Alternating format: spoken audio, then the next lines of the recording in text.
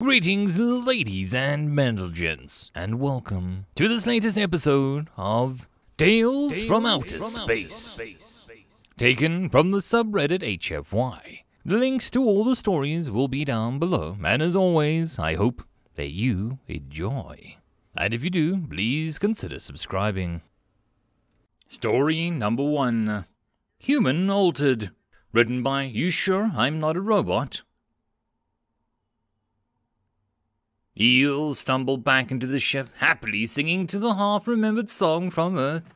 Something, something, and I knew it complete. He reached the ship. Yet another tour. Dragging through his pockets he found his plan B. A sober pull. He dry swallowed it and waited. The world came back to an unwelcome focus. Another 3 months on the HMS crap show. He dragged his sorry rear back to his berth. Captain Reed watched his human return. His engineer, for the love of all of the gods, stumbled back to his ship. He watched the yellow, red, blue balance that he had learned was a human sleeping developed. We launch now before it wakes up. The mining vessel Shawatoa left the dock. Reed hated having a human. No one else was allowed to service the engines, so he was having to put up with it. The insanity of allowing one species to control most of the interstellar hardware sat badly with the captain. These people had owned the stars for generations before these blind savants had arrived. The humans had arrived into the galaxy with nothing but a bag of spanners and an open mind. Within a generation they had fixed everything so much that no one would touch a machine if they had got near it. It was only a matter of time before a human altered became a common sign, then a t-shirt, and a religion, then a warning, and then finally, a law. Insurance would disavow any injuries, loss of death, or an accident unless you had a human engineer, or could prove no human had had a look at your equipment. Eels walked through the engine compartment. The refit was over. He could smell the new wiring drying out. The hum of the converters was steady. Still, it sounded off. It would take a month or so to sing right again. He lived to give these gentle giants a voice. Time to report to Reed. The previous engineer had told him that the captain could see well into the infrared. Nocturnal hunters somewhere in the bloodline, he guessed. He debated mentioning human vampires. Probably not. Captain Reed prepared himself for the human. Honestly, why couldn't they just have a proper show? Talking to a human was like watching a fireworks display, except they were surly and argumentative. He raised the lights and equipped the sensor dampeners. "Welcome back, engineer," mimed the captain in the traditional jaunts. Eels just waited. He waited for the correct moment to sit down. "Hello again, Captain. The refit seems fine.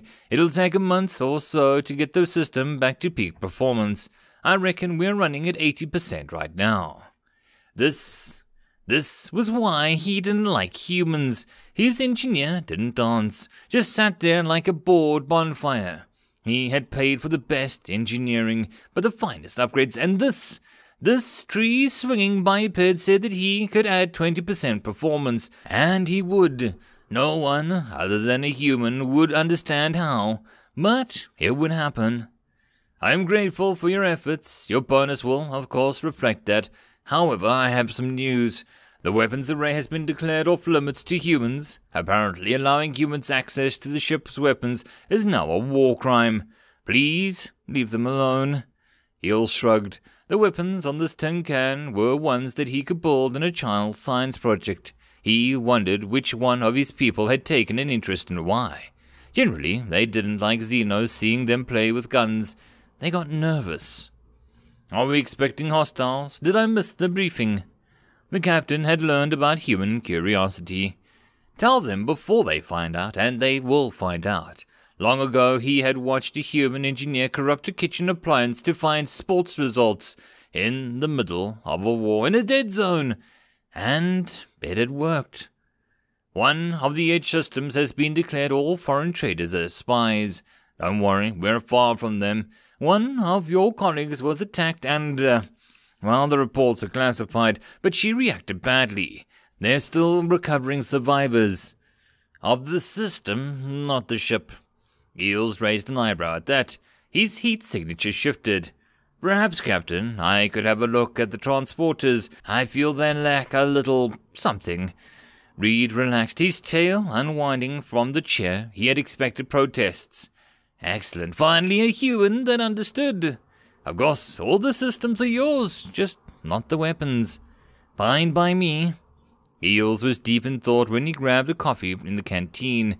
Why the transporters? Well, it's a delivery system. He reckoned he could play about with this one. Best not to mention it to the captain.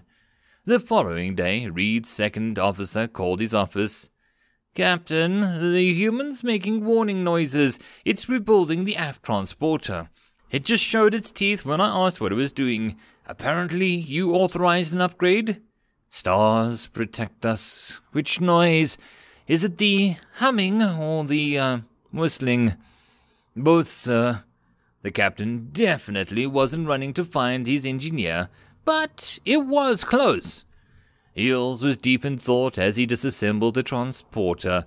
That was the problem with Xenotech. They had a good idea, and then a generation later they had another great idea. Snap that on top. After a few generations, the thing is a mess. A lot of mankind's reputation for genius was simply digging right back to the beginning and integrating things properly. The captain arrived to find Eels in his transporter, parts carefully piled around him. The human didn't even notice his arrival, and was making the humming noise.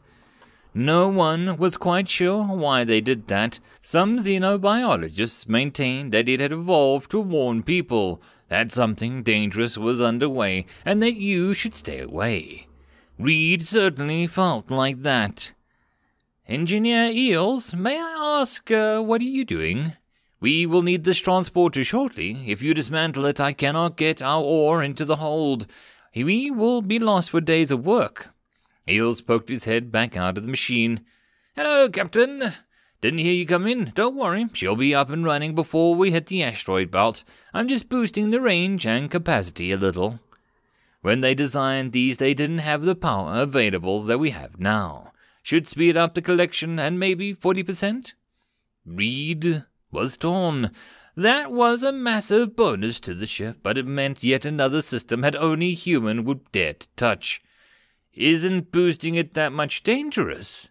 Eels waved his face away from what Reed recognized as an indication of a negative. "No, Captain, it's backed it safer now. I'm upgrading it as I go along. All the fields will be harmonized for once. I can give you a much narrower focus. Means we can grab a lot more from the small stuff. Should improve our take as well as our speed." The captain let out a long hiss. This was how the humans had taken over. One system at a time. With these improvements, his shareholders would be ecstatic, and everyone would try and match the improvements, so everyone would need a human, and it would cost him more to keep this one. Commendable, Engineer Eels. Can I expect the same from the forward teleporter before we begin?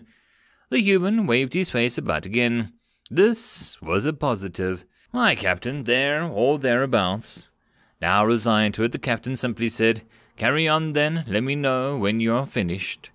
Eels continued his work, reflecting on that sometimes people of all types didn't see the obvious simply because they used to be normal. Not allowed on weapons. Here he was playing with field generators designed to rip entire asteroids apart. You can keep your antique plasma cannon. The captain now had something much better if they needed it. One day he might even tell him.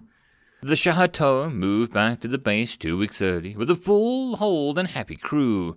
Eels had turned the engines to his satisfaction and refined his work on the transporters.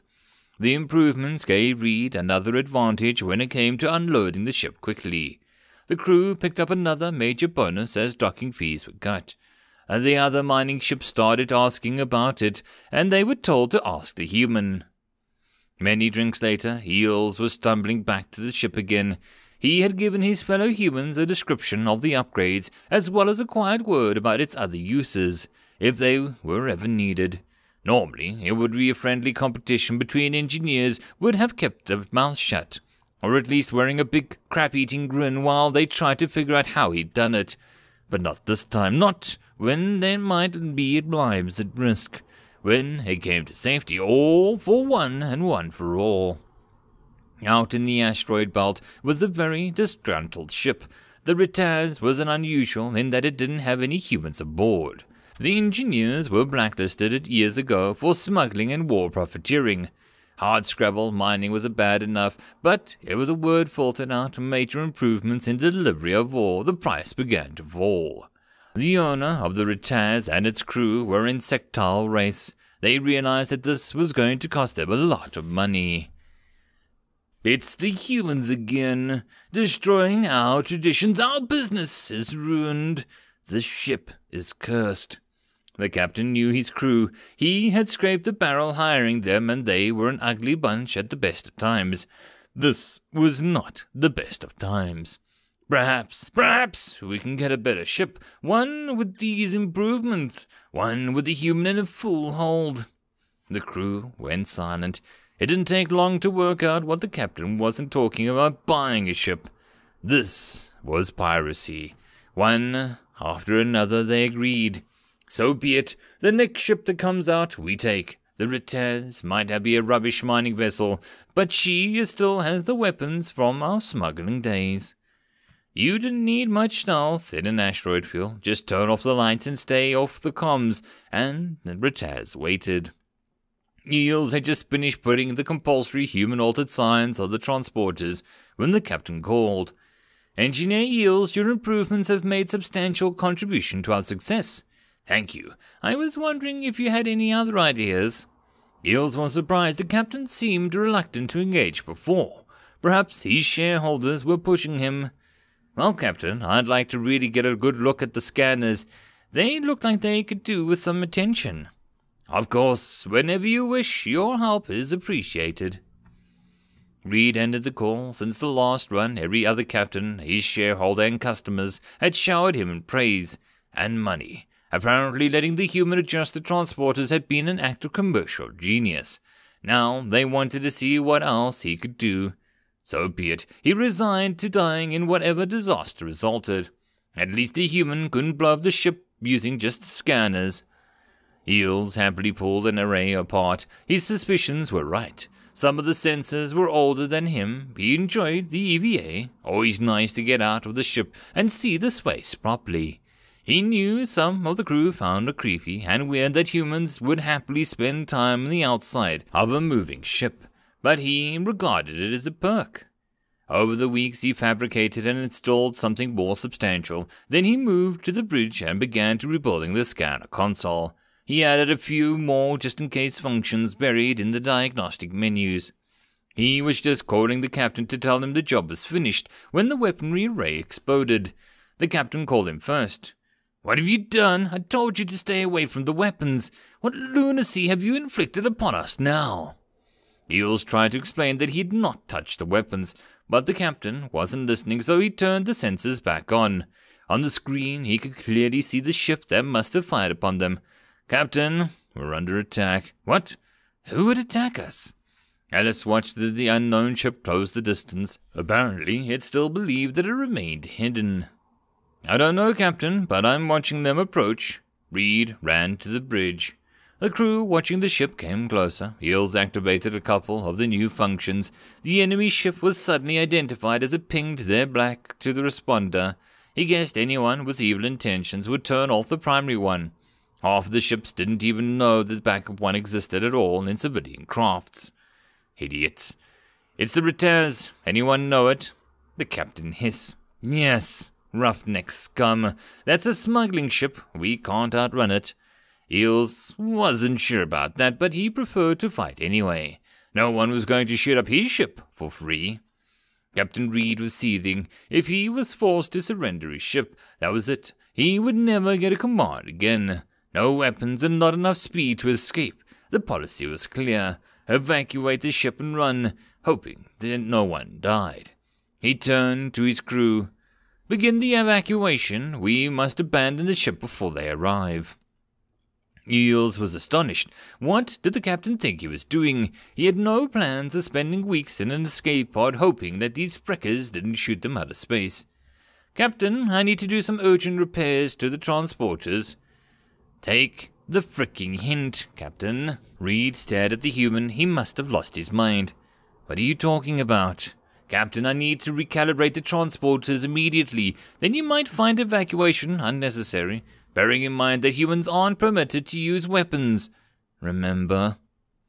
Slowly, Reed realized the mad human had a plan. He must have always had a plan ever since he had forbidden him from using the weapons array. He couldn't order the human to fight, but he could let him use everything else. Of course, Engineer Eels, feel free to do as much recalibration as you like. Thank you, sir. On the screen, a red line appeared between the two ships. Eels took over the transponder controls and began aligning the aft and forward fields.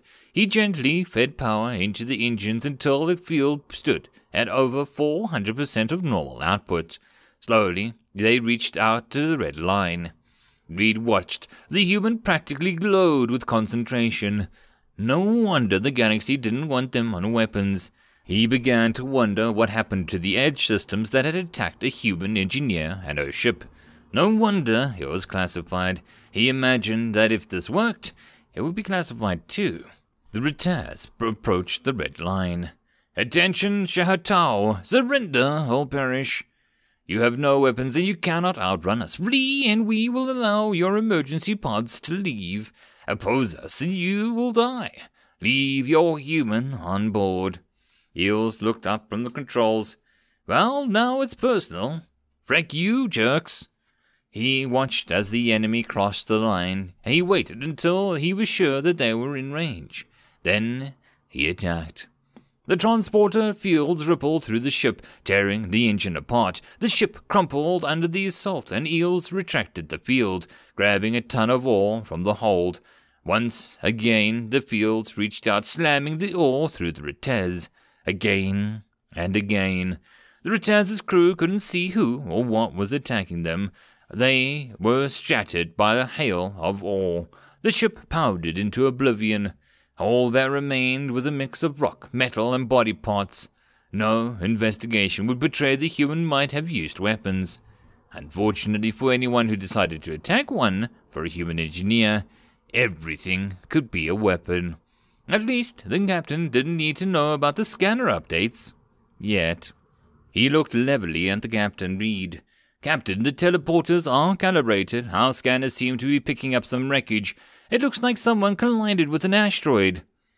Reed had never seen such a cold-blooded execution. He all seemed unmoved by the carnage. What were these humans on every ship and every station, fixing, improving, perhaps guarding?